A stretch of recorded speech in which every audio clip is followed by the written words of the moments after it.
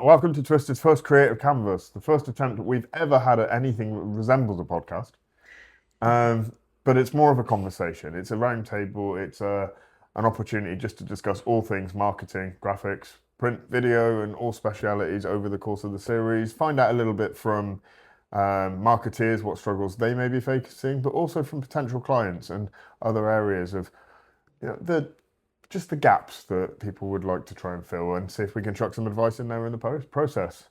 Our first episode features the wonderful people from Riverax Media. So, who are you? Who am I? Ryan Whitehead, the token American in the company. Yeah.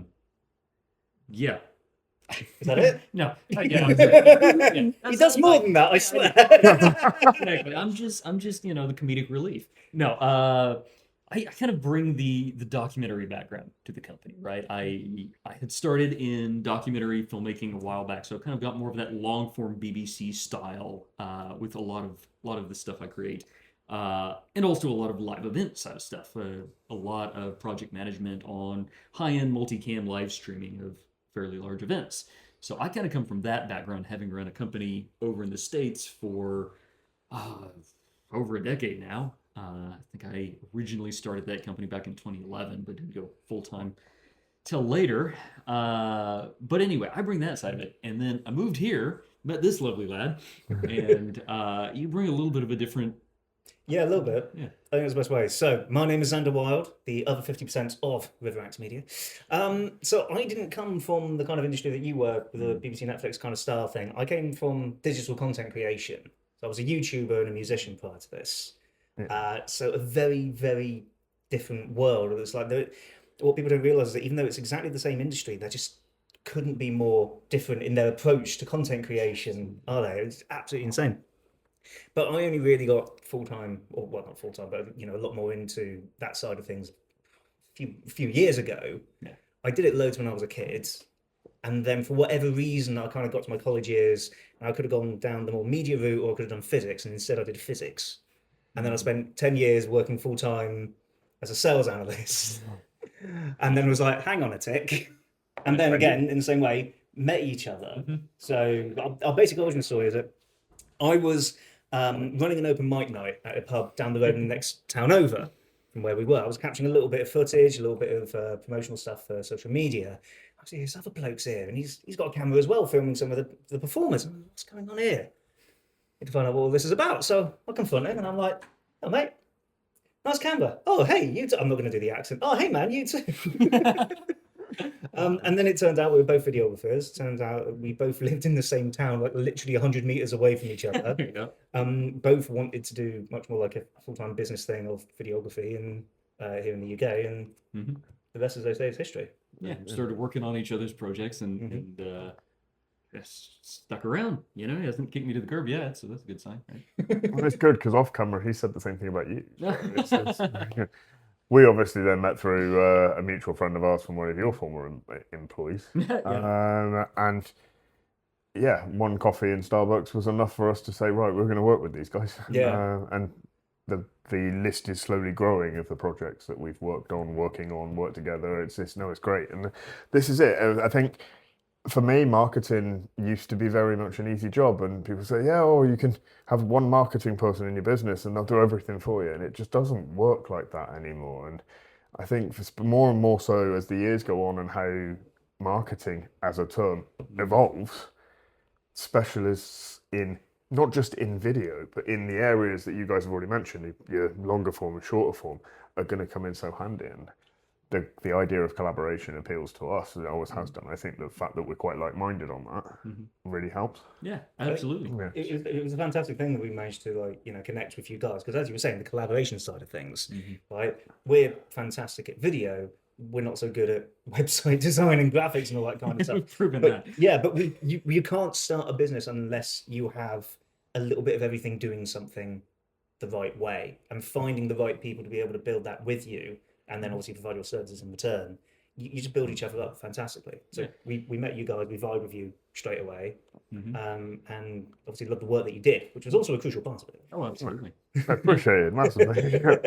And one of the things, just to jump in on what you were saying about the landscape of marketing changing, right? That's kind of why we took the direction with our company the way we did as well. Kind of a little bit more toward the video marketing side, both on the consulting, coaching, and training, as well as kind of that full service provider for the video side, is because, long gone are the days where you can basically say, okay, here's your video, have at it. And people get it and like, brilliant, pass it over to their marketing department and they handle it. Since everybody's now trying to figure out this whole marketing landscape, there's a lot of confusion around that as well. And knowing what to do with the videos, with any part of marketing, with the website, with the whatever marketing have you, people are very kind of confused with what to do with it and what a marketing campaign might look like. And I think that's also where you guys really shine. Also very much kind of an educator in your market to your clients as well, so as we try to be. Yeah, this is the one thing we've always said is we won't just agree. We won't just agree with what people say. We'll always advise to what we think is going to be potentially more effective. Don't get me wrong. The client wants something, we'll do it. We're not saying we're adverse to doing what somebody wants, but we'll always say, well, actually, have you thought about doing it like that, like this, and just see where we can go with it? And I think that it's good when we're confident when we can do that, but actually it's great to have people like yourselves around that we can say, actually speak to them, because they'll tell you exactly what it should be done and how it should be done. I mean, mine and John's origin story is a lot less interesting than yours, to be fair. I've always played pool for like 20 odd years. A friend of mine said, the guy I know used to play, he's going to come and have a game, comes in, destroys the rest of the team, and then we signed him on, and I've been stuck with him ever since. we both have like pub origin stories then, yeah, that's a good one, actually. All the best businesses start in pubs, I say. and not a drinking site in our case, which is, but that's more coincidence than plan. Should we say? Yeah, that's kind of to take it kind of back toward the work side of things and what the podcast is technically about, I suppose. We had a challenge when we started with our website, right? We made a serviceable website. It was fine. There was nothing overtly wrong, which I was proud of. I mean, for two people whose job isn't making websites, to have a website where there was nothing wrong is damn shaft. But there's a lot of things that could have been significantly better, and there were so many missed opportunities we had because our branding and marketing was not always connective between page to page, and we were still working out who we were in a lot of ways and all of that. And so with your clients, what are some of the things that you've experienced that people tend to struggle with when putting together something from the beginning? And I'm kind of curious if that kind of matches our experience as well. Yeah, I mean, we did a very similar thing to what you said. When we started off, we're trying to identify who we were going to be. Initially, we wanted to focus solely on web, so Twisted Web was an entity. But when we expanded beyond websites, it became Twisted, and it meant that there's been tweaks over the years to the logo and to the styling, to the colours, to the fonts. John off camera will be caught by one of them, I'm sure, just going, it's my fault. And we know. So I get it. And there's always there's a train of thought, isn't there? We always say, get it right first time and you'll be sold. Yeah. If you get the premise right and you get the concept and you kind of how you want your tone to appear, then tweaking here and there and just slight adjustments aren't necessarily the end of the world to come into it. And we've been fortunate in a way where we've got the opportunity to work with clients from day one, where they've set up their business and they don't know. We've come up with names for clients, we've come up with, or business names, we've come up with content or concepts and everything. So it's great when we can do the full brand guidelines. But there isn't anything quite like sometimes it's just an established business, and I want to go to that next step. Yeah. And so, okay, well, what can we do to really push this forward? So you get quite a wide variety, I guess, in where it comes. But there's definitely room for adjustment. The largest soft drinks company in the world is Coca-Cola. Other brands are available. Do I need to do that on something like this, or is that just BBC? Not just yet. I think you're okay. We're good. And they've only changed their logo twice. Yeah. But they've always tweaked the logo concepts all the way around. They changed shades of red, but it's still very red. Yeah. Other companies like to change their logo more often, just to try and keep modernising and keep looking modern. And it works for them as well. They're both very, The two in question are both very successful, Pepsi they, being the other one. And very successful businesses, just approaching their branding slightly differently. So I do have a comparatively recent controversial instance of exactly that. Remember the Jaguar logo? I had a feeling you were going to say Jaguar. Yeah. It was such a radical shift, and it was almost exclusively lambasted, if I'm using that term right. People were like, this defeats the object of what Jaguar is meant to be. It achieved two things. Yeah. One, reintroducing the brand to a new market. The new styling was all about the EV approach and trying to reintroduce the brand to a younger audience. Because, of course, traditionally Jaguars are driven by, demographically older men who can afford to insure them, or fuel them, or the others. But they wanted to. The whole strategy was about trying to reintroduce the brand. So a lot of their initial brand launches were all kind of a little bit party vibe, and I think one of them that they did was almost a catwalk style, like model fashion showy style of thing, with these smoother curves, trying to go at the EV side of it. The other thing, which I don't know if it was intentional, but what happened is it worked, because 2 years later, we're talking about it as being a drastic brand change. Yeah. So what it did is it put them right back in the frame of people talking about them. I wasn't really thinking about Jaguar up until Jaguar did that, and then suddenly everybody was talking. So it is a rage bait campaign kind of thing, wasn't it? Absolutely, and you could say the same for what is now X. Not going into the background on it, but Twitter was a dying platform. We've seen it; it was going the same way of your MySpaces and your Bebos, and and that reinvention, although it is very much a niche platform nowadays, I would say. It's only an opinion, but I think it's more of a niche platform. It's survived because people started talking about it again. Yeah, and then Meta decided to launch Threads, which is very similar to X, which meant they saw it as competition again, and it's still surviving. So there's something really interesting from a marketing psychology perspective on that one, because I'll be honest, when Twitter was there, it was just Twitter. I don't know anybody else who was doing anything like Twitter except Twitter. They rebrand, and that Meta comes along with Threads, right? And now people have got this kind of like competition or war going on. It's like, oh no, I hate Twitter. I'm definitely going over to Threads. Or it's like, I can't believe Threads has come along. It's so useless. No, definitely Twitter. There's like a popular example of a Pepsi vending machine, right? And it was there on its own, and it was selling perfectly well, right? Doing perfectly well as people coming by, buying their drinks. Coca-Cola installs a vending machine next door, like literally right next to that Pepsi machine.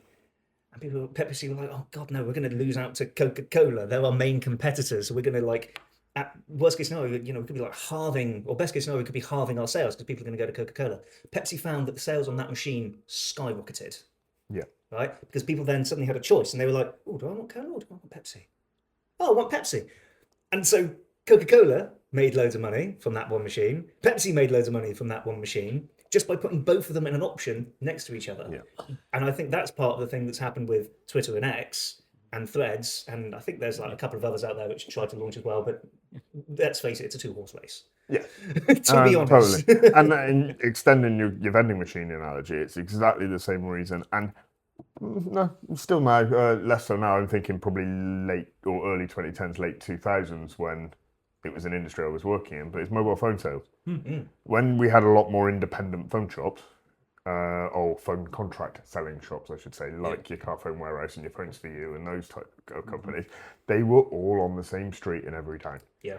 And now it's more down the accessories and the repairs route again, I guess. But in thinking in the phone industry, they're all in the same spot. Mm-hmm. And you've always had a car phone warehouse next to a Vodafone, next to an O2 shop, next to a 3, next to a Phones for You, and they're so just weird. all next to each other. Yeah. And it was exactly that. And I remember walking around, I think it was Weymouth for some reason, and I'm thinking, I can't see any phone shops anywhere down this high street.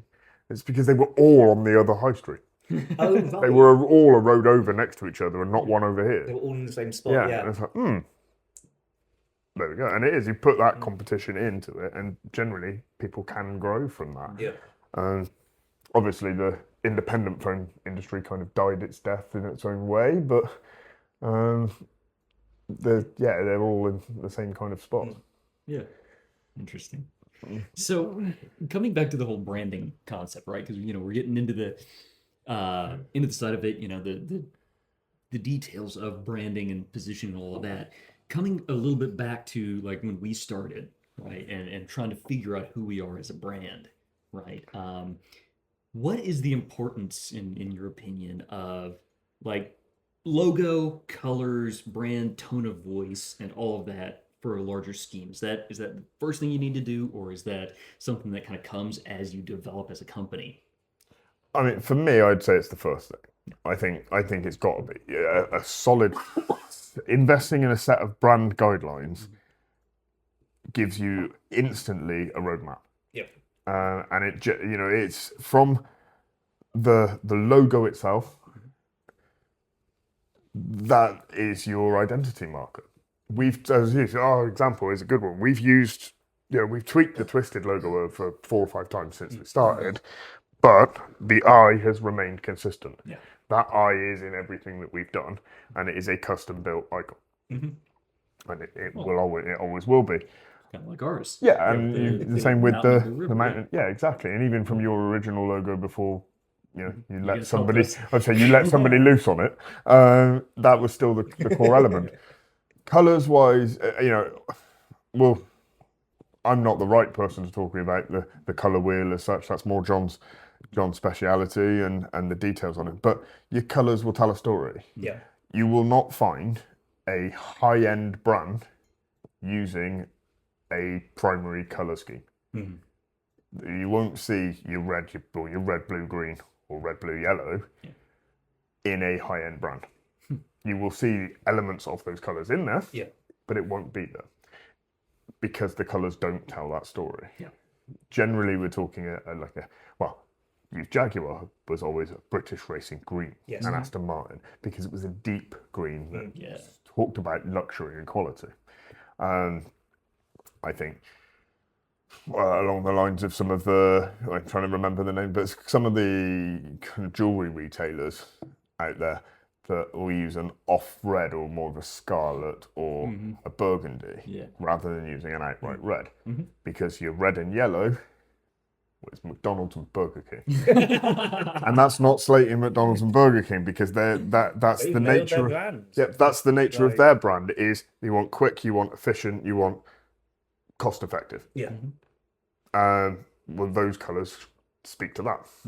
I think it works because reds and yellows promote urgency, don't they? Yes. That's the main thing there, and that's why it's part of the fast food thing. That's why you get, because it's KFC is red as well, isn't it? Red and white. Red and white. So there we go. And as you said, Burger King, McDonald's.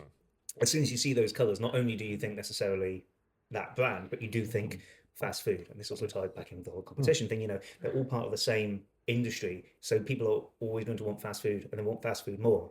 And then you've just got to be the best of the ones that are there. And we go into font choices as well. You say about the typography that you use itself. If you're using a sans serif, if you're using a sans, if you're going to be a high-end wine bar, don't use Comic Sans. What about Papyrus? Probably not that either. But even that way, I mean, it's hard for me to do this because I've been in the industry for long enough now that I'll see a shop and know what font it's using on its outside, which frustrates my wife no end. Thank you, John. There's a shop in Cabot Circus called. My wife failed. Well, yeah, there is that. There's a shop in Cabot Circus called Typo. Yep. Typo uses Albertstall typewriter. And as I pointed that out as we were walking through Cabot Circus to my wife, she went, "Oh, for God's sake, what's wrong with you?" Yeah, it's fair enough, but that is the type of font that they're going. But that's such a thing, because we do similar things as well. Like you're even worse than me, because whenever you see a camera in a film or something, he's the worst person to sit next to if somebody's got some meta thing. Sit down there and he'll just go, "You can't attach that to that camera." What do you mean? It's like, well, I know that there's no sockets. You can't even see the camera. But he knows that the accoutrements just don't attach to The it. classic, scene in a movie where somebody pulls up a camera and they do it, and it goes to the thing and auto focuses and clicks and like this. It's the wrong overlay for that camera. I know that kind of stupid stuff, right? But I tend to reserve that for the people that will get a kick out of it, right? Like for you, exactly. I now point this stuff out to my wife purely just to see how big an eye roll I can get. I think that's what it now boils down to. Is I know I'm not going to get appreciated for this knowledge, but and no disrespect, Kay, but because hopefully you'll watch this, but she really isn't. She's not a font person, and it's more a case of what are you talking about? Why? Not a font person. No. There are a few. There are the distinctions. There are the font people And the non-font and the people. non-font people. Those that just don't get. No, there's always. Sans font, really? Sans serif joke, I'm right? a sans font person. Yeah. I mean, there's a story, isn't there? That, the leading brand of preventing overpopulation in let's talk about Durex. Yeah. So Durex, a lot of companies will develop their own font, and we've done it for a couple of people where we create our own unique font that can be copyrighted, so they get that identity as solely theirs. Durex is an example of a company that have done this. So their font, can't find it anywhere. Or you can replicate it. It's not on Google Fonts or Adobe Fonts or anything like that. I have found it. I do know what it's called. What do you reckon it is? Oh no. Is it? Oh no. Sans child. Oh no, That's brilliant. that's excellent. That's better than anything I could have said that you're allowed to upload. So let's stick with that. That's my guess too. The Durex font is called One Night Sans. I like that. Now that is excellent in Yeah, so subtle good. marketing. No Oh one's going my to see. God. But there you go. That's my useless font fact for the day. Oh, I love everything about that. One day I'll tell you the story of how I came about this and why I needed to look it up. But that is again a very, very different story. And the other That is a thing, Patreon exclusive. yeah. One day for our 3 followers. Be the fourth. Be the fourth. Don't forget to follow this page. Yeah.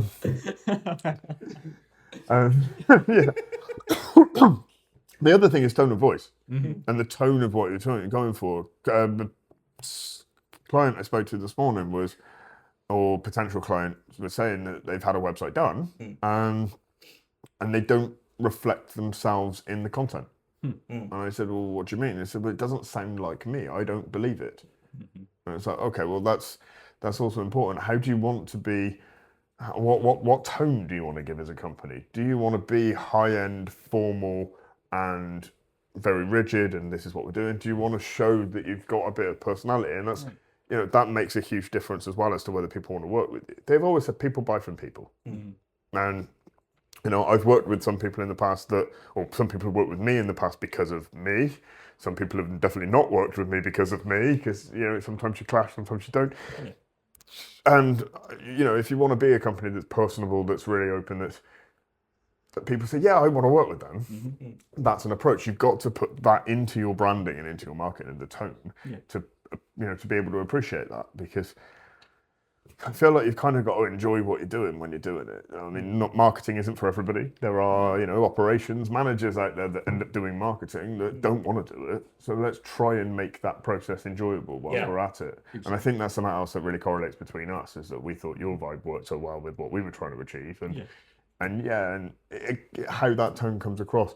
You wouldn't have, I'm trying to think of examples off the top of my head, but think the M&S voice in the adverts to Marks and Spencer's. It's very sultry, very tone, very get you in, really like lifestyle marketing, get you feeling what that's going to be like. You wouldn't see that approach for somebody trying to sell a high-end sports car. Right. This is not just a web design company. This is I can't even do it. This is your web design company. Twisted web design company. You can have that. Okay. I apologise. The fact you're probably never going to get anybody wanting to hire you. No, but if I need a radio advert, I know what not to do. That was something that took us a long time to really sort out our brand tone of voice. That was very we tried. We did try really. I still got the documents of our early attempts. It did take a while to nail it, to be honest. Absolutely, it was interesting because when we first started, when we first started, we had kind of taken a bit of experience in what we thought the market wanted. And it kind of comes back to that. What do you call it when you? Brain's not working very well today. Should be working better. I'm gonna skip over that and come back to it. And now my mind's stuck on it. Anyway, so we had tried to figure out what the market needed, right? You know, what we thought it wanted, what feedback from my previous company in the States had received, and you know, we kind of went with that whole, you know, video production is a little bit stressful. We take the stress out of video production, right? We come in and we help and we make it a fun experience. You know, we're gonna come in, you're gonna have a good time, you're gonna feel like a rock star, and it's gonna be amazing, right? That was some pretty good feedback that I got back at my my US company. I felt like a rock star. It was a great time. I was stressed out ahead of time, and you know, glad it was these guys. They made it a great experience. Fell on deaf ears here. It was not resonating. Yeah. And so we tried it from a few different angles. Like that same thing, because you can't just like try it once and say no. You've got to try it from like, oh, what if we tweak the angles on this bit a little bit more? Maybe we just haven't aligned it correctly. But it turns out that as a concept, as you were saying, just in terms of marketing for our industry, just didn't resonate. Yeah, and so we kind of changed the angle a little bit. Went back to the drawing board, talked some stuff over, and kind of readjusted. Now, you know, we're talking much more about, you know, we kind of demystified the landscape. I know that's kind of a buzzword right now, but you know, we help with that training and that knowledge. But it's all about ROI. It's about return on investment. It's about what businesses want to hear. They want to know that when they spend some money for a video or a marketing campaign or whatnot, which we'll get into here in a bit, when they spend money on it, what are they getting back, and how are they going to be sure that they know that they can get those returns, and how can they track those returns and all those things? It doesn't matter if it's a great fun experience. They're willing to put up with a little bit of stress for a good return. I think what I noticed in particular there, just to jump in on that, is the fact that yes, we are very good at removing the stress from video production. What we weren't doing was making people realize that they needed video, right? Because saying it's like, oh, we remove all the stress from this is great for people who know they need to do video, are doing video, and hate it. Yeah. That's actually a really, really small demographic. Yeah. Whereas a much larger demographic is people who are like, oh, there's a lot of video out there. Oh, I don't know what to do. Is it worth it? No, I'm not too sure. And we come along with ROI, with return on investment, come along with strategy, come along with pragmatism, problem solving, opportunity, you know, fidelity, all of that kind of stuff. High fidelity, good quality stuff is what I mean there. And that, like, overnight, people suddenly started wanting to talk to us and actually being a lot more interested in what we were doing. And then conversations a little bit down the line became, oh, that was really stress-free. That was really good. Yeah. So it's still one of our core values, but it's not part of our marketing. It's part of our sales to a degree. Yeah. But we make that happen regardless, and then afterwards we have the reviews which say, you know, that was really good fun. Yeah, that was great. I had an absolutely wonderful time. Absolutely. That's really, really good point. And it shows that, to be honest, it shows where brand and where marketing evolves. When you're reviewing, you know, you're constantly looking back, you're reviewing and thinking, actually, that's great, but it's not the key point. Yeah. What can we focus on the key point? And I think the way it's always been explained to me is, don't look at the features, look at the benefits. Yeah. So actually, one of the features of working with you guys is that you're going to have a really fun, enjoyable experience. Yeah. But one of the benefits is you're going to see a return on investment from the quality of the process. Yeah. And it's showing that end result as a key more so than the feature.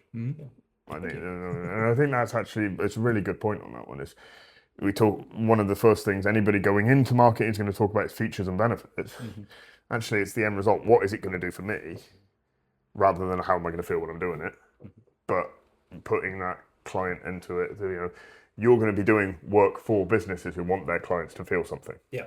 So the feeling, the benefits to your client at the end of it is in the content. Yeah. But in actually, from your point of view, it's in getting that result for the client and following it through. Yeah, absolutely. Yeah.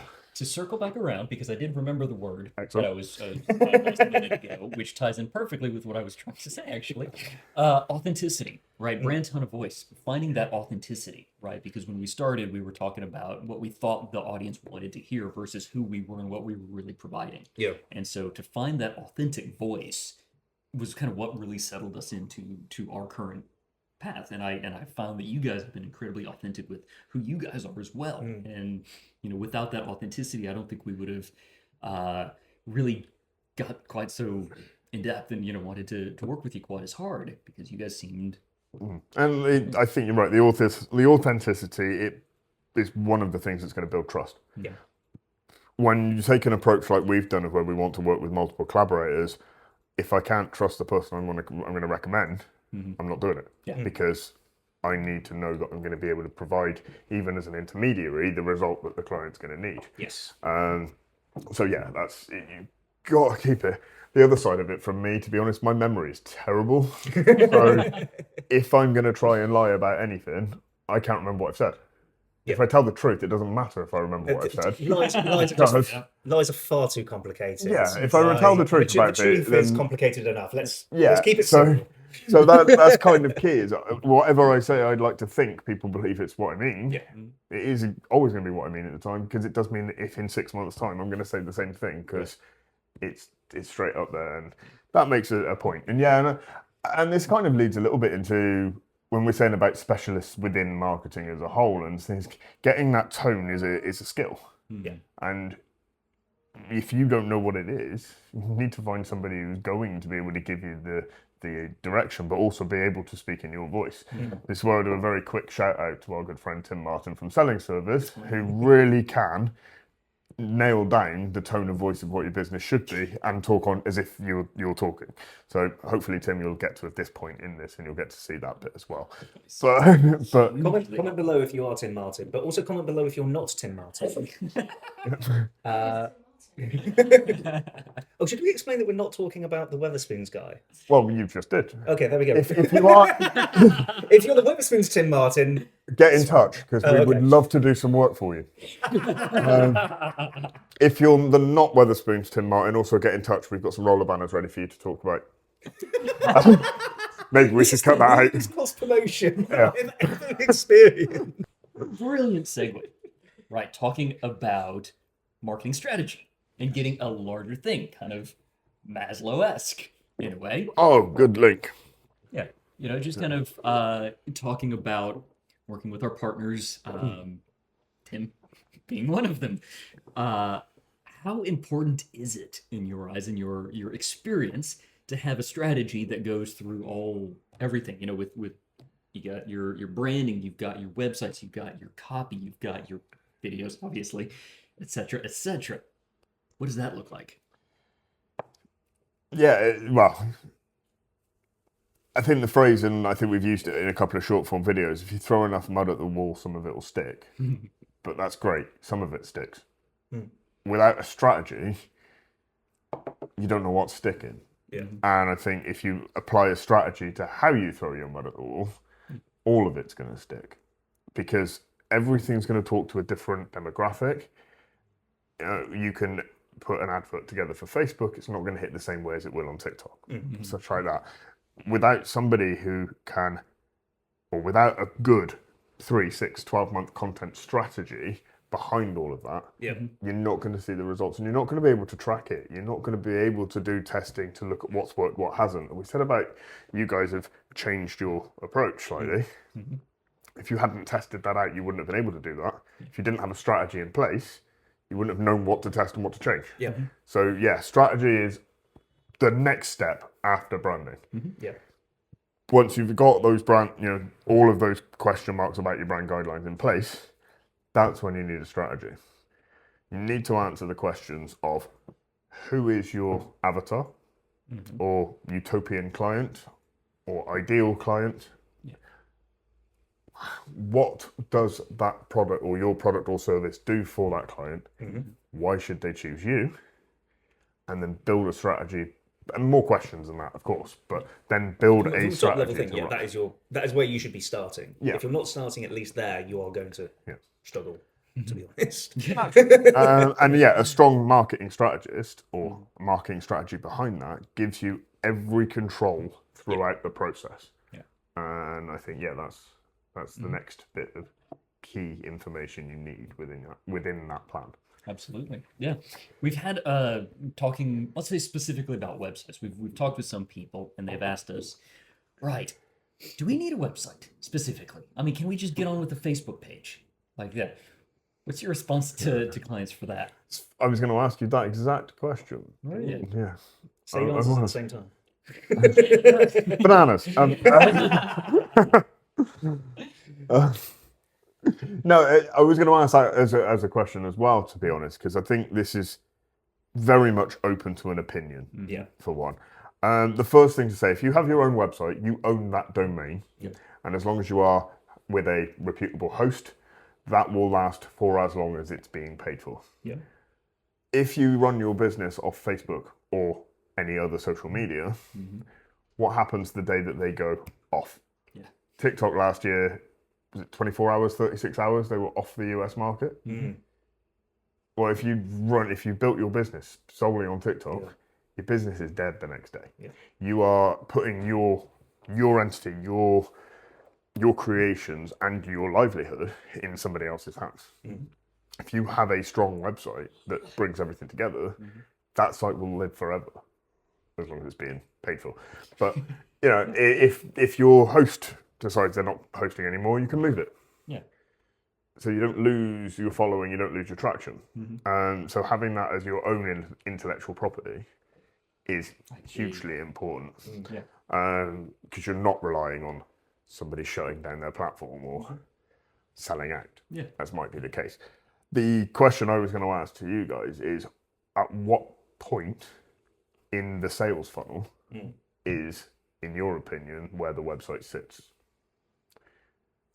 I think it does depend on the industry to a degree, because for people like us, it can sit quite early on because it's where we direct people. It's like, oh, we've networked with them, we're showing them some of what we do.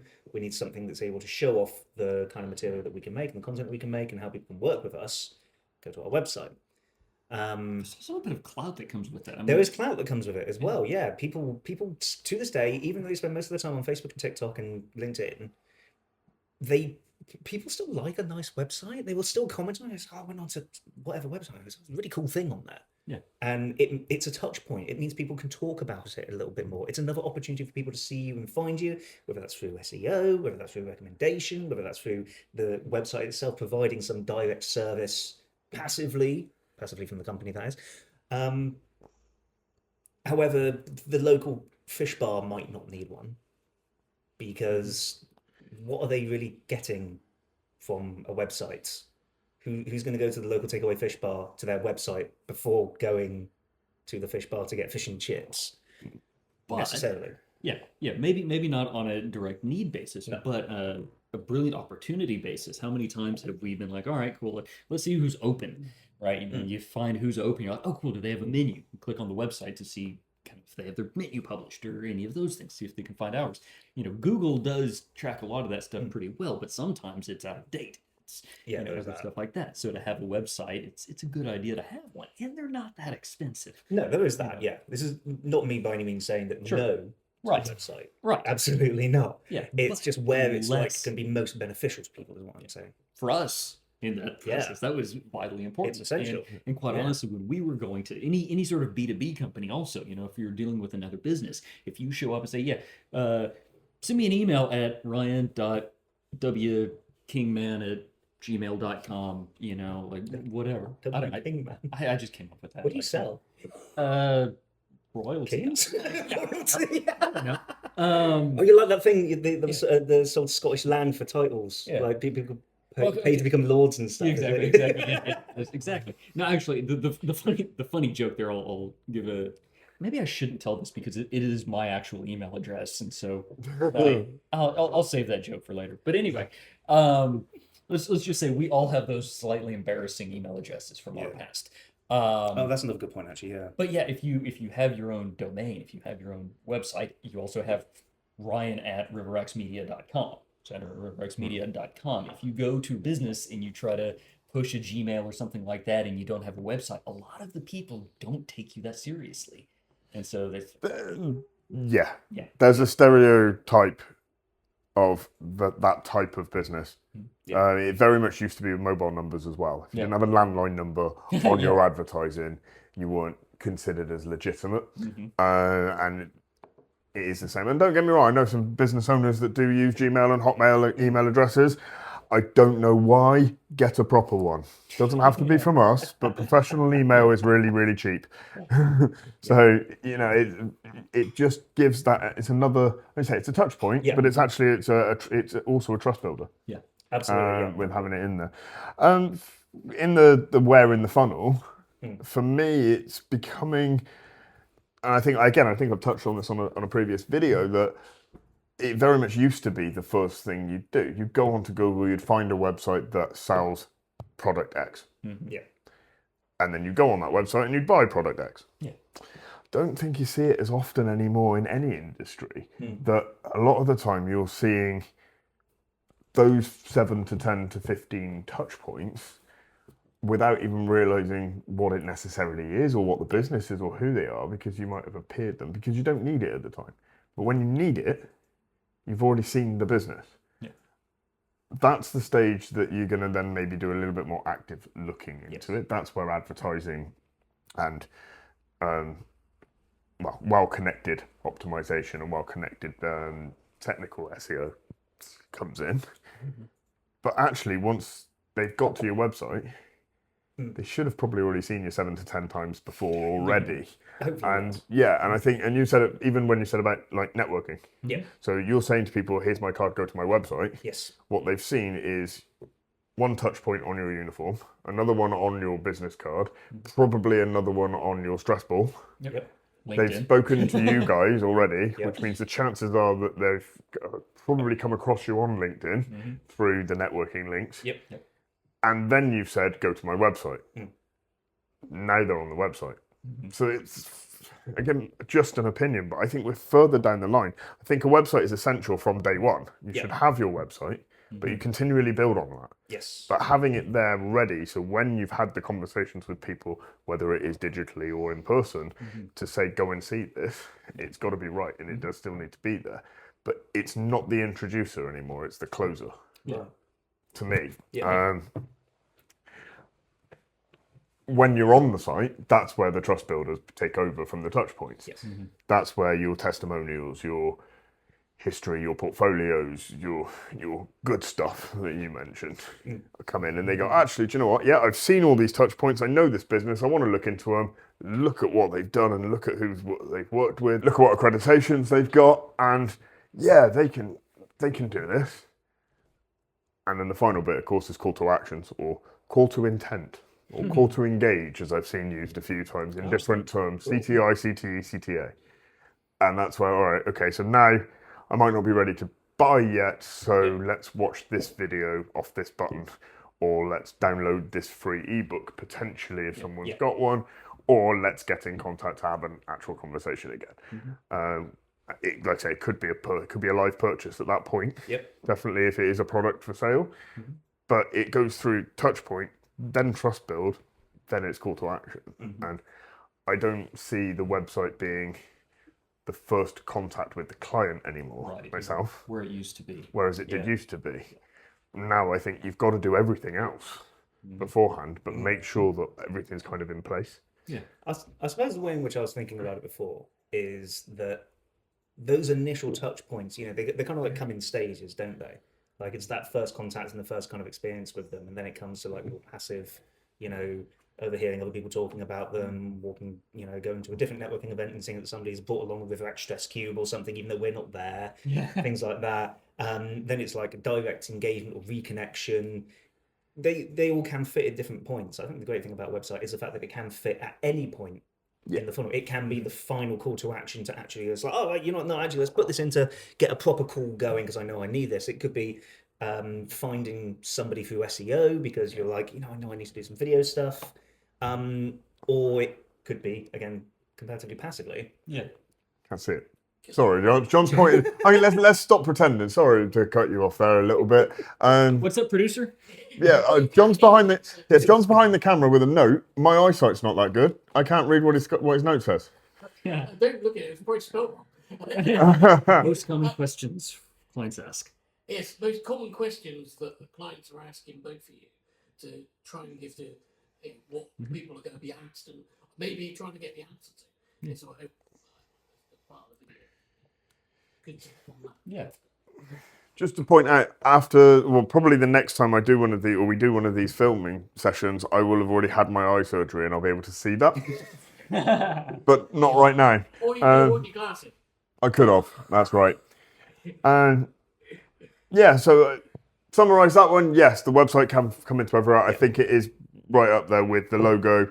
I think it's the branding, the full branding, the strategy, and the website are the three key starter points. Then work around that from the strategy. Yeah, I think that makes sense. Yeah. That makes sense. Yeah, I agree. Yeah. Cool. Segue. Yeah.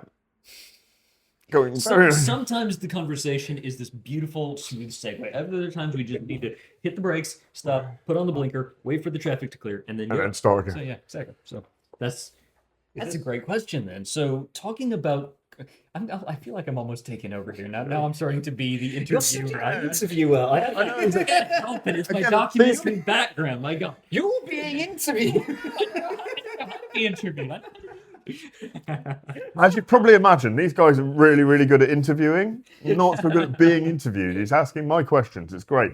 So you guys have been working together now for over a year.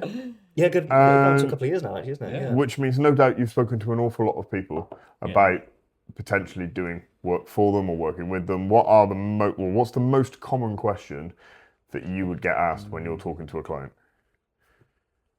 Most common. I think we're gonna have to do this in stages, right? Because there are a number of ones, but it doesn't seem that there's one defining question that everyone has. It seems everybody has slightly different familiarities with video production, video marketing, etc., etc.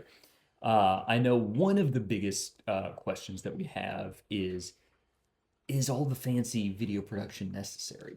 Right? Is it vitally important that we spend $2,000 to $5,000 on a video and have all of the highest end stuff, or can we just use the tools available to us?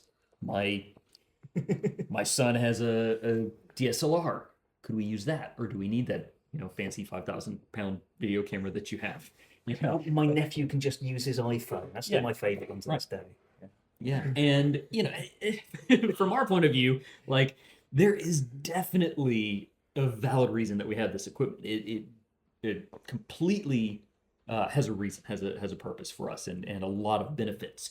But for a lot of our clients, strategy and actually getting content is vitally important, or a lot more important than the quality of the equipment used. You can get some pretty good results on low-end equipment, even a mobile phone. Or mobile phone. See, I'm still. You said blinker just now. I was very disappointed. Yeah, right. It's funny. Yeah. Well, I just spent the last month back in Texas. That's the problem. Yes, he has been to terra firma. Yeah, exactly, y'all. So bear with me. Here, what are you chatting about? Yeah, and then it just evolves into anarchy. Anyway, right. So yes, you can create some great results with the equipment that you have available. Some tips to make it a little bit better, but it's more important to have a strategy to get the content out there. You can always grow into production values later.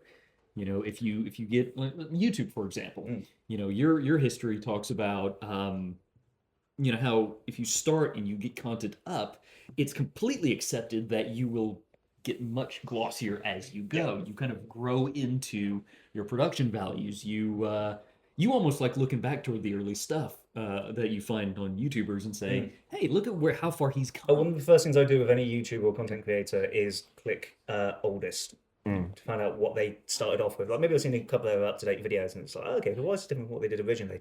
Look at their old videos and you always ignore the first one because everybody's done that and watched the first one because they know where it comes from. You go about 10 in maybe, which should be about a month or maybe 2 months or something. And that's where you look because they've now worked out, how to point the camera hopefully in the right direction, or maybe start using OBS instead of that weird snipping tool that Windows uses in order to capture their gameplay footage. Excellent, good, well done. Growing.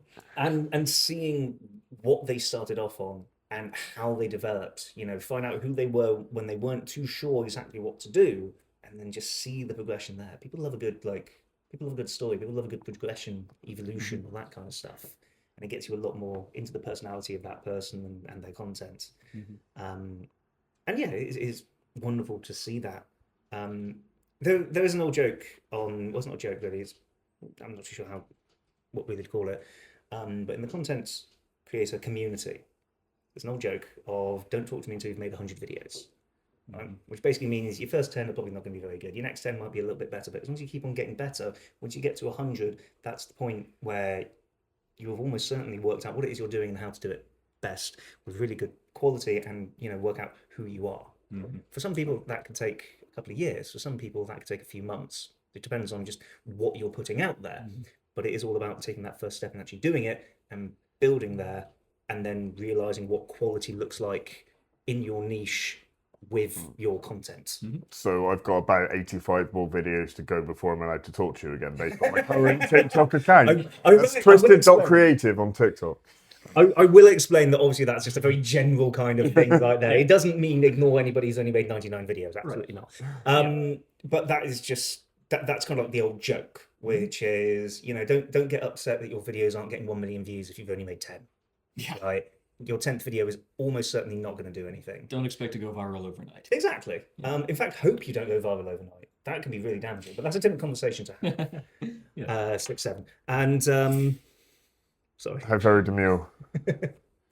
Yes, but that's the thing. So grow into it, but start creating content. Start your strategy. Start figuring out what you want to say, because people need to see you, and it's worse to just be silent than it is to have basic production values. And so I think that's kind of one of the main questions that we get asked a lot. Your videos are doing pretty well, because you have only made 10, 12, however many. It's not a huge number in terms of quantity. But I saw your first couple of videos, and I was like, yeah, these are pretty decent. And I've seen your last couple of videos, and I'm like, oh, these are really decent. So you've already stepped up. I appreciate you saying that, because I felt that as well, to be honest, as the confidence starts growing. And it's when you start doing something, it's like, oh, what are we doing? And so if anyone's now coming back to this one or this podcast here, video after we've done 10 or 12 more, probably see exactly the same thing, because I've not done this before. But I'm a lot more confident in creating the videos now through TikTok. I'm just hoping more people will actually enjoy watching them, and that's of course what any creator wants to see, is that it's useful to somebody out there. That's one of the biggest things about content, right? Provide value. Always provide value. That's the number one thing, right? Yeah. So how about you? What is your biggest questions from clients? I mean, why do I need a website? Is kind of one of them that we get quite a lot. I did try to set you up earlier. Like, come on, why does the local fish bar need a website? Come on, tell us. I mean, to be honest, Ryan answered it. There we go. The thing is, menus, opening times are the key things. I don't know this. I know Google is very good at keeping their business pages up to date, but a lot of the time they automate that as well, which means that they go wrong, and you can't necessarily confirm from a Google page whether that business is going to be open or not. So actually having that message reinforced on the site that yes, actually, I don't want chips tonight from my local fish bar, but I do on Friday. Are they open on Friday, and until what time? So then you might need it. I don't necessarily think that particular website needs lots of pictures of fish. But knowing that I can buy fish, probably important. They do jacket potatoes too? Didn't know that. But additional options. I really want to have curry sauce with my fish and chips. Do they do it? Stuff that you won't necessarily get from an AI bot or a search engine. To answer it. So even having it there, or the map. Yes, Google Map has its maps, but actually it might not have necessarily good directions. There's always benefits, I think, to having that site. Absolutely. And a site like that that's only 2-3 pages, but it says is cost effective. And having your own spot. Because meet the team, because a lot of people do actually get very close with their local fish bar, chip shop. The one in Banwell, dude's Turkish, and he gave us Turkish tea one day while we were waiting. Lovely chap. Like, he was super It's actually really good. I avoid Banwell, because anybody who's driven through Banwell understands why you'd avoid Banwell. If you don't drive, it's a lovely place. Exactly. Exactly. No, very cool. They even have a castle. Like, for an American, that's bloody cool, man. But over here it's quite common. Yeah, exactly. It's like, oh, God, Everyone has like, it's another bloody castle, is it? Wait until we take you to Wales. They've got something called a cathedral. Oh. Yeah. Wells, not Wales. Yes, Big difference. Few good castles in Wales, though. definitely. There are definitely. It made enough of them to keep us out. After all. Yeah. There we go.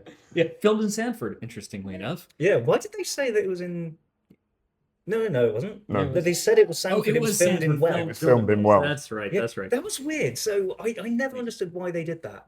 Like, why not just be proud of Wales? Or maybe because it just sounds too much like Wales. But then it was like, yeah, but then why not just film it in Sanford? But then why say we're in Sanford? Because the council wouldn't approve the filming permits. Actually, no, that's a good point, right? actually, I mean, because who knows? let's face it, there was an evil sect apparently in Sanford in Hot Fuzz. Yeah. That's not really good. That's not really good talk. Not is it? great publicity. Yeah. It's fine. We're actually in Wales. We don't want to have an evil sect here. It's in Sanford. The best bit is I worked for 6 weeks in Wales around about when that film got released. Really? And there's the scene where Simon Pegg's walking or on the horse with like completely kitted up, Yeah. like trotting up the high street. Yeah. Yeah. You can see the bus stop sign of my particular shop in the corner. I'm thinking, yeah, I worked there. There you go. That's my useless fact again for That's brilliant. That's for Hot a Fuzz. claim to fame. Yeah. That's always a thing.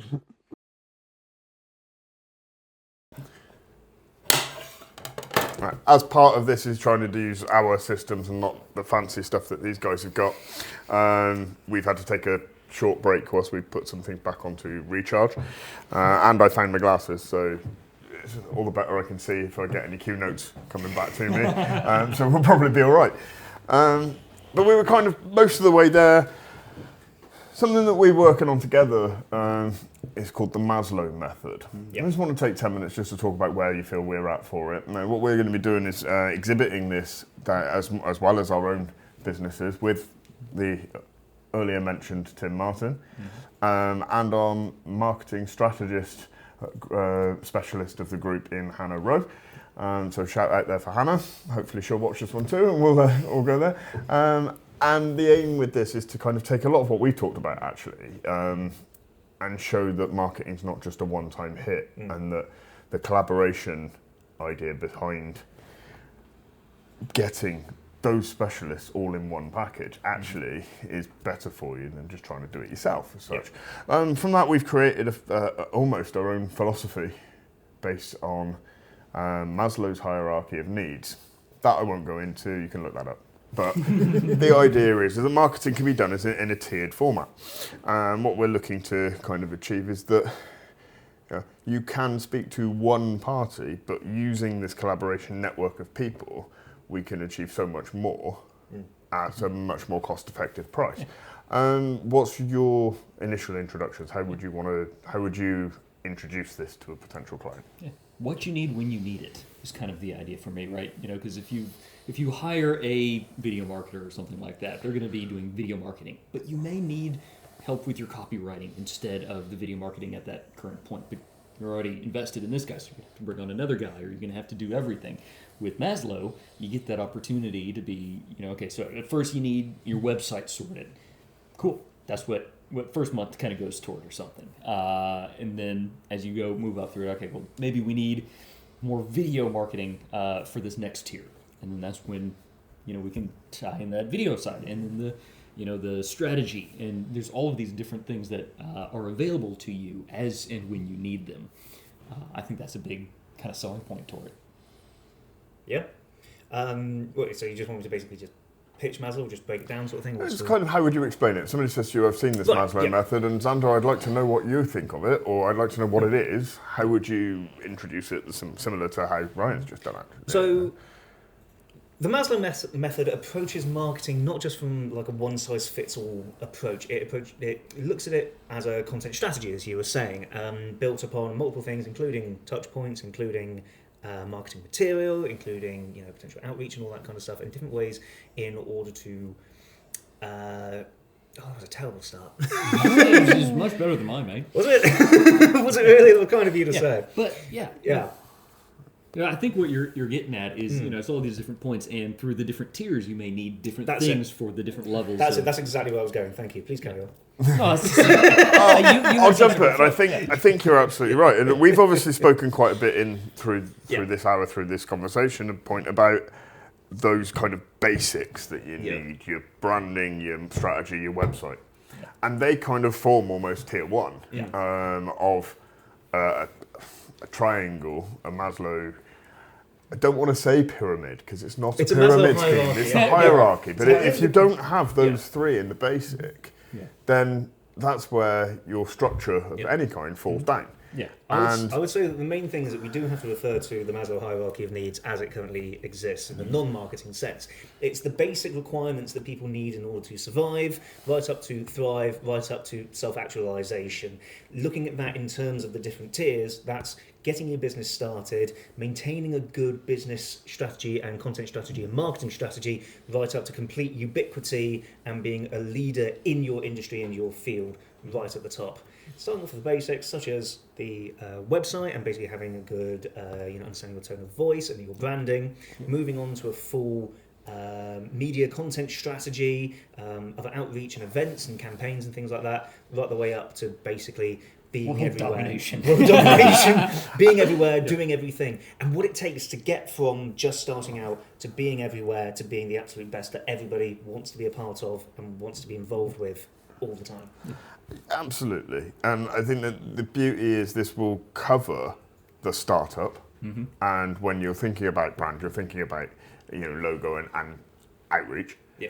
It will then, once you've got that product and you know it's established, it will then help you go to the next level and look at marketing strategies that can push you forward, right up to becoming the Coca-Cola and the Red Bull of the world, of the going back to the soft drinks analogy. I mean, if anybody's a good case study, then that's, you can see that what they've done has worked. Yeah, I mean, like I say, Coca-Cola have been very consistent throughout, but they've always pushed the levels. Red Bull have done it really well and really differently. Yeah. And I love the fact that they're a good modern example of how a business becomes the number one in energy drinks. Yeah. And they've broken the mold. Yeah. If the mold for, I love talking about Red Bull because of what they do. Generally, if you want something to sell, to outsell an established brand, you make it nicer, you make it cheaper, or you make it bigger. And what Red Bull did is they brought out a product that was more expensive, that tastes horrendous, honestly, in a smaller can. Yeah. Than Coca-Cola and Pepsi and the likes, and are right up there in the middle of it. Yeah. So they've broken all the molds to get there, but they've had to do the groundwork going forward and make some savvy decisions along the way. But their groundwork was get their iconic logo, get their tagline, get the brand established. Sponsor some crazy stuff. Then they started going into doing early days of sponsorship. I mean, people don't realise that Red Bull was sponsoring Formula One teams before they even bought one. Years before they were a sponsor. Well, you know how Red Bull started their marketing campaign, don't you? Is this the London Bins? Yes. Yes, go for it. You can, if you know it, you tell it. So the story about how Red Bull actually started before anybody was even buying any of their products was that they went to all of the rubbish bins outside of London nightclubs and just filled them with empty Red Bull cans. And then everybody was coming out, and as they were throwing their own stuff away or just drunkenly wandering around or whatever, they were going, it's like, oh wow, loads of people have been drinking this Red Bull stuff. And they became well known overnight, literally overnight. And again, it kind of goes back to the touch points that we were talking about earlier. It's like the most passive touch point, seeing a consumed item in the bin. Yeah. I mean, somebody's bought it, somebody's consumed it, and the proof is right there. Obviously. Oh, maybe I should try something. Loads of people are drinking it. May as well give it a whirl. That's terrible. I mean... Oh, wait, these guys sponsored people to jump out of spaceships. Oh, okay. That's it. That's the middle ground. It got them established, it got them there. And then they've worked up those tiers into the social area and into the social tier of that belonging. Yeah. All of a sudden, people wanted to belong. They wanted it because other people want it. There was a community behind it. And the community starts building and the social way. And then they push out of things that are completely not to do with soft drinks at all. And moving into the air race and the drone racing, and then obviously the Formula One and football teams and everything else they've got into that brings that brand up and up and up to the point where now they have almost, I'd say, self-actualized into the top tier because there are, other there are other energy drinks on the market, but none of them are all three of don't taste nice, smaller, and more expensive. Yeah. But they've still done it, and Monsters- it's because they've done it very well. Monster's Monster huge. cans are big. Relentless were the first ones to Yeah. really compete with them. They've got Sainsbury's more. Blue Spark. Oh yeah, of course, without a doubt. So there's 40p, I mean, come on. the beauty of this is it tiers, and that's the thing for us. Is if you need just to get yourself started, Yeah. there's going to be a Maslow tier for you. Yeah. If you But you don't have to start at the bottom either. Right. You know, so Yeah, and that's it. where it comes in. If you're already established but need to take the next step to move to the next tier, Yeah. there's a Maslow tier for you. There's Yeah. always going to be an option that anybody can come into. But the thing is, what we're not doing is saying, hire a marketing manager who'll know a little bit about a lot. You're hiring an entity that knows a lot Yeah. about little elements of marketing all the way Literally through. a team of experts Yes. Yeah. and professionals who, no one person is sat there saying, I can do all of this. It is, as you say, the team who are going there and saying, right, Ross is going to sort out the website and all of that. John is going to be sorting out the graphics. We're going to be sorting out the video and video content strategy. Tim comes along with his copywriting and the brand guidelines from there, and Hannah being PR and events and marketing strategy as well, putting it all together. And well, hopefully, if you guys want to do some big events as well, and also like arrange that big promotional campaigns, they're always fun. Yeah, 100%. And we've got a bigger network from beyond that as well. We've all got our own specialists that we work with from, within all areas. And I don't need, so it's not a case of capacity. We've built up between us and separately some really good networks of people that can really hit any target. I feel. It's a really big thing for us for 2026, Maslow, and the Maslow method is, we feel, almost groundbreaking in marketing as a way to push forward. You've heard it here first. Yeah. And incredibly affordable when you think about what you get for it.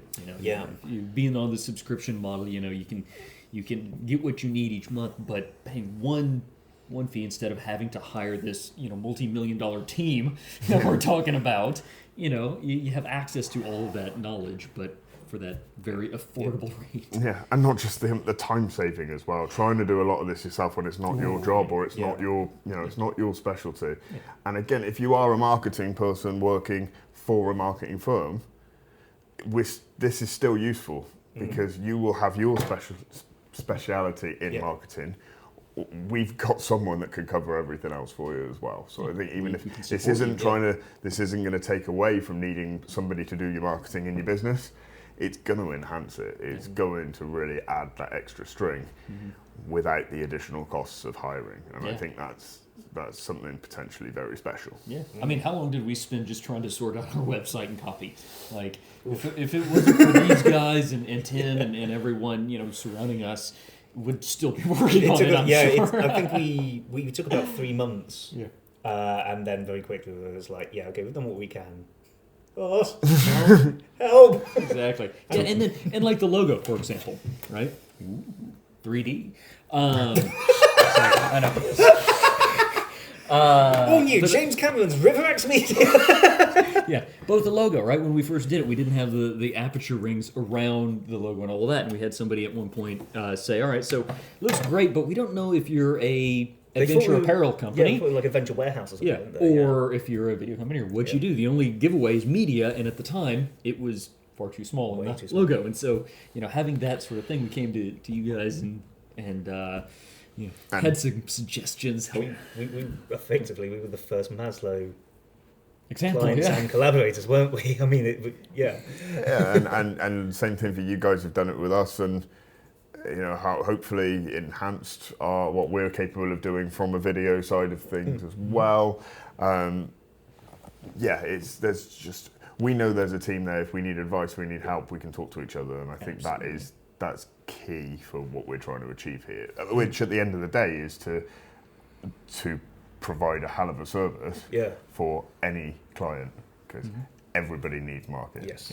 I just can't believe that. Kind of going back to that whole, utilizing the same fonts through different things. When I was starting Art and Towel Media, my U.S. company, years ago, somebody had given me the advice that, you can use these really weird esoteric fonts, but if you're trying to get them printed at different shops or embroidery shops, sometimes they don't have that and they don't allow you to do your own stuff. So if you use commonly used fonts or ones that are fairly known, it's a lot easier to get them reproduced places. Yeah, and the biggest problem for marketing in itself for brand consistency is font creation. Is if when you go to like you just mentioned, go into your get your clothing done, get your printing done, getting your website done by a different person.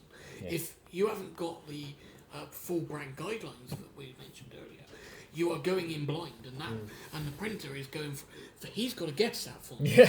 So if he hasn't got the same sort of like font background like I have, and I love fonts, like there something about fonts has always made me interested. I learnt calligraphy at sort of like age 10, so yeah, I've always gone back to fonts. Yeah. But it's how you utilise that when you go to a printer's. If they know the amount of printers I know and have worked with who just go, it's close enough. Yeah. Is it? And it is my biggest insult to the industry, as far as I'm concerned. Any company that says, well, we just do it in that. Yeah. But they'll do it. I think it's very interesting. We've done one a little bit of a cheeky cross promotion here, but Yeah. at the Rivermax networking, we interviewed a fireside chat with Ben Mears, also a fellow graphic designer. Yeah. His actionable tip to everybody was specifically to say, if you're going to work out what your brand is, use actually those elements of it. If you've got a colour, use that colour, not just greenish. Get the right shade of green. If you're going to use your font, get the right font for it. Don't just ballpark it. Yeah. It is important, especially from a brand guideline point of view. Yeah. Make sure it's always consistent. And I think that's the key difference between can you make me a logo and can you do me a set of brand guidelines? Yeah. Because yes, I'll make you a logo, or we'll make you a logo if you're going to use us for everything. Yeah. Because if you're going to use us for everything, we know the font, we know we're going to keep that consistency there. We'll put it out for uniform, or we'll put it out for billboard work, or anything. We'll get the graphics and we'll get everything correct. And also pass it on to our collaborators. Yeah, that's the other thing. Yeah, Absolutely. we got so much stuff off of you for other clients because you have the brand guidelines that we needed. If you get a logo designed and then decide you want to use multiple companies for your marketing and for your printing that are going to use your brand, and you're fully within your right to do so, you don't have the information necessarily, you won't have the consistency, and this is where it seeps in, where inconsistencies come across. And like you said, with touch points are so important with the amount, if that shade of green, if so you use a different shade of green, psychologically it won't recognise, it won't stay in that client's head, and they will not they won't know that you're the same company. Going back to many years ago when I wasn't working with Ross, but he called me in to help with who he was working for at the time. I walked into their showroom and looked round the wall, and it was the sign on the wall, a sign on the exterior, and a roller banner in there. All had the name of the company, all in 3 different typefaces. I remember you telling us about that one. It sounds horrific. And that, they're minute differences between the fonts, but mentally you don't recognise them as the same thing. Yeah. And if you're going for brand consistency and making sure that everybody would recognise it instantly, that is noticeable. And when if it wasn't in the same building, people wouldn't recognise it, and it doesn't work. They would actually question it as is somebody trying to copy them? Right. And that's the first thing that people can come across is, somebody's just trying to undermine them or take their customer. And it's not. It's just. It's like there's knockoff designer brands on like Temu and AliExpress. It's always sort of like not quite right. Almost Like you clearly tried something. Yeah. Yes, Yeah. those But are definitely Jordan 3.6s, not Jordan 4s. But if you are going to get a web or a logo made or something and then take it somewhere else, for God's sakes, get the vector before you go. Don't just copy and paste the same thing over and over and then rescan it in and rescan it in. Right? And let's try and explain that for people as well. Generally, the terminology of a vector is a line drawing. Now, lots of people in the industry will get asked for, can you give me your vector of your logo? Most people in the world don't understand what that means. Yes. Now, basic terminology, a vector is a line drawing of your logo. As infinitely scalable. Yes, because it has a fixed lines all the way around it. So every part of it is a line. Now, you can access that generally through a PDF. Is the most common transferable one, but quite often they'll give you the actual Illustrator file, which is AI or an EPS. Now, if you're sending a JPEG, PNG, or any other bitmap type format, your printers will not have the file they need. And that's the most common ones that people use, because the JPEG, the PNGs will work on Word. Will work on all of your other normal softwares that most people use. Not so good when you send it to print. Right. So that's where the transferable information does. And if you get given your AI version, you probably won't be able to open it. Right. And that's where people go, oh, that doesn't work, and they bin it. Yep. Obviously, you don't need that one because nobody can open it. Right. No, your printers and your designers and everything will be able to open it and use it. So please, if you do have an AR and EPS, do not bin it and keep hold of it. And when your printers or designers or whoever you go to for marketing say, can I have your vector file? You know which one to give them. It's But the I mean- one you can't open. Exactly. And the reason is if you use the raster file too many times, right? The bitmap, the squares, and then you print it, and then you scan it back in, and then print it again and scan it back in, it can degrade. Oh, the quality of it can degrade each time you do that. Every Whereas single time. with the vector file, it retains its nice crisp lines. Yeah, and like you said, it's enlargeable, and you can scale it up to whatever size you would ever need it to go. A JPEG has an amount you can increase it, and it gets to a point where you start seeing pixelation. And depending on what you're doing with it, that's when you got to be saying no. And we have redrawn many logos because they haven't got the vector anymore, and they've gone, well, I want to print it this big, and you say, yeah, but you can't. That's at the point where we always say, no, we won't just do, because you won't be happy with what we give you at the end of it. As soon as we actually hand you the print at the end, you'll go, well, that looks awful. And if you want to be able to maintain this high quality level of professional brand consistency, then what's better to do than to have one team all working together for you on exactly that to supercharge your marketing, and that is Maslow. Very nicely done. There we go. That's what we needed from you 20 minutes ago. So I love it. But on that, yeah, absolutely. Firstly, that I think brings close to an end, because I'm pretty sure all of our cameras are dying at this stage. So I think we'll probably call it there. I'm going to thank Xander and Ryan from Riverax Media once again for joining us and for helping us out with getting this set up. I hope that anybody who's watched this picks anything up from it. Any questions or comments or anything you've got, please put in the comments. Don't forget to like, share and follow, because we have to put that in there. And all of the other stuff that drops in there at all. If you've got any font related questions, by all means chuck them in as well, because I'm sure we'll try and answer them for you on there. 30 seconds from you two. Anything you want to finish up with? I have time of my life. And Xander is in the building. And he's back. Thank you for your attention. I very much appreciate the watch. Hope to see you again and look forward to our next one. Thank you. You know, there's still like 20 seconds left. You could have said something. It's all good. You sorry. sang it all. I mean, it's all good. But I just had to say, bye to each camera just in case one of